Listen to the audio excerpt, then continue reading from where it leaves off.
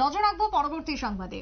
বর্তমানে বেশ কিছু পরীক্ষার ফলাফল প্রকাশ এবং ফলাফল প্রকাশের পরই দেখা গেছে যে ইউনিভার্সিটির বেশ কিছু ফলাফল যখন প্রকাশ করা হয়েছে তখন সেখানে প্রায় 70% পড়ুয়ারা উত্তীর্ণ হতে পারেনি বা অনুত্তীর্ণ, এবং তার ফলে আজকে সকাল থেকে ত্রিপুরা বিশ্ববিদ্যালয়ের সামনে চলছে অবরোধ, বিক্ষোভ, রীতিমতো পড়ুয়াদের বিক্ষোভের ছবি দেখা যায়। আর এই বিক্ষোভকে কেন্দ্র করে একেবারে সূর্যমণিনগর বিধানসভার যেখানে ইউনিভার্সিটির ঠিক সামনে সাধারণ মানুষ এবং পথচলতিদের সাথে বচসা শুরু হয়ে যায় অবরোধকারীদের। সেই ছবি দেখাচ্ছে এই মুহূর্তে। বিশেষ করে আজকে যখন চলছিল বিক্ষোভ পাশ করিয়ে দেওয়ার দাবি নিয়ে বিভিন্ন কলেজের ছাত্রছাত্রীরা যখন আজকে আন্দোলনে বসে ত্রিপুরা বিশ্ববিদ্যালয়ের সামনে, ঠিক সেই সময় রাজ্যের বিভিন্ন কলেজের যারা প্রথম সেমিস্টার থেকে শুরু করে অন্যান্য যারা ছাত্রছাত্রীরা পরীক্ষা দেওয়ার পর প্রায় বেশ কিছুদিন অতিক্রান্ত হয়ে যাওয়ার পর ফলাফল ঘোষণা করা হয়নি, তারপরে দেখা গেছে যে প্রায় 70% উত্তীর্ণ হতে পারেনি।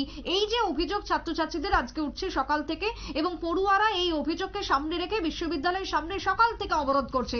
অবরোধ চলাকালীন সাধারণ মানুষ এবং যারা পথচলতিরা রয়েছেন তাদের সাথে বচসা শুরু হয়ে যায় পরীক্ষার্থী থেকে শুরু করে পড়ুয়াদের, জানিয়ে শুরু হয়ে যায় একেবারে তুমুল বচসা। তবে এই ক্ষেত্রে দাঁড়িয়ে বারবার রাজ্যে বিভিন্ন ইস্যুতে অবরোধ যেন বর্তমানে ট্রেন্ডে পরিণত হয়েছে, এই ছবি দেখা যাচ্ছে রাজ্যের বিভিন্ন প্রান্তে। তবে আজকের এই ঘটনা প্রসঙ্গে ঠিক অভিযোগ কি রয়েছে সূর্যমণিনগর এলাকা থেকে শোনাবো।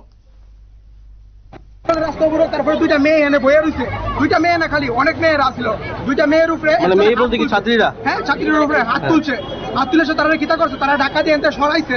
কে সরাইছে? এটা পাবলিক, লোকাল পাবলিক। তারপরে দিয়ে সেটার মধ্যে ভিডিও আমরা করে রাখছি।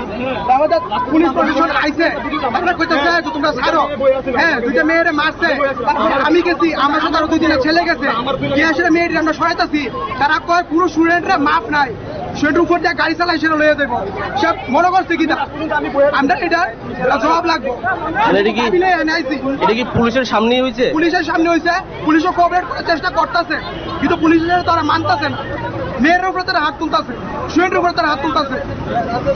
তোমরা কি তারা চিহ্নিত করতে পারছো? আমরা চিহ্নিত করতে পারছি, কিন্তু তখন আমরা কেউ তারা খুঁজে হইতেছি না। তারা এখান দিয়ে আসছে, তারা লোকাল। তোমরা কেউ আহত হয়েছো এই ঘটনায়?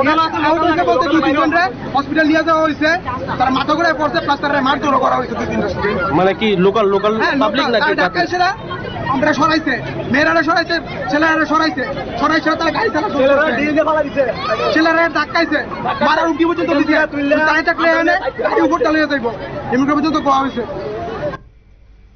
আপনারা শুনলেন ওই স্টুডেন্টের বক্তব্য। ইতিমধ্যে আসাম আগরতলা জাতীয় সড়কে যে বিক্ষোভ একেবারে সূর্যমণিনগর এলাকায়, সেক্ষেত্রে দাঁড়িয়ে ওই পড়ুয়া নিজে জানালেন যে পুলিশ উপস্থিত ছিল, পুলিশের সামনে চলেছে পুরো ঘটনা। বিক্ষোভ যখন চলছিল ঠিক সেই সময় সাধারণ মানুষজন এবং পথচলতিদের সাথে বচসা শুরু হয়ে যায় পড়ুয়াদের, কিন্তু তারপরও পুলিশের সামনে উপস্থিত থাকলেও তারা কি করছিল, কেন পরিস্থিতিকে সামলানো সম্ভব হয়নি, কেন এত মানুষের গাড়ি ঘোড়া আটকে যায়, কিভাবে এই পড়ুয়াদের রাস্তা অবরোধ চলছে, বিভিন্ন বিষয়কে সামনে রেখে জানিয়ে উঠে আসছে বিস্তার প্রশ্ন বিভিন্ন মহল থেকে। তবে পুলিশের সামনে এই ঘটনাকে কেন্দ্র করে ক্ষোভ উঠে এসেছে ইতিমধ্যে একাংশের পক্ষ থেকে। ছোট্ট বিরতির পর ফিরবো, সঙ্গে থাকুন।